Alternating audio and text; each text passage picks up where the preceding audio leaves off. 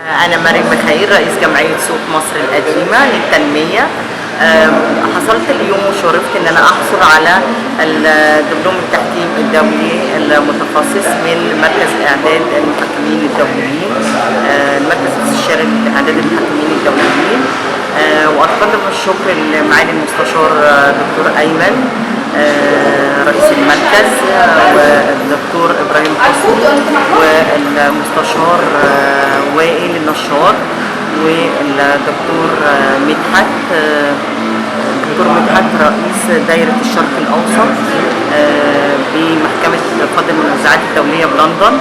وبشكرهم على دعمهم للشباب في التحكيم وتقوية الشباب ودعمهم بالخبرات من خلال علمهم أو من خلال الفئة اللي احنا كنا حاضرين معاها.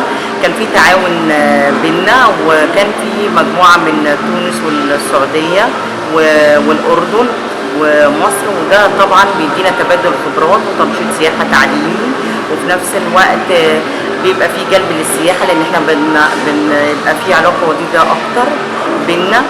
وأتمنى إن الأمة العربية يعلو شأنها في التحكيم، ودايما مصر تقدم العلم لجميع الدول العربية، ودايما نشتغل مع بعض على مواجهة التحديات الخارجية والداخلية بالنسبة للتحكيم. أتمنى أن الدولة تضع ضوابط للتحكيم فعليا، لأن احنا بنشوف الأيام ديت محكمين كتير لكن ما بنشوفش العلم في إيديهم. فأتمنى أن يبقى في من الدولة نظرة إلى التحكيم، وأعتقد أن المجموعة المرة دي حاطة في دماغها أن يبقى في تحديات فعلية لما يواجهوا التحكيم من مواجهة تحديات خارجية وداخلية.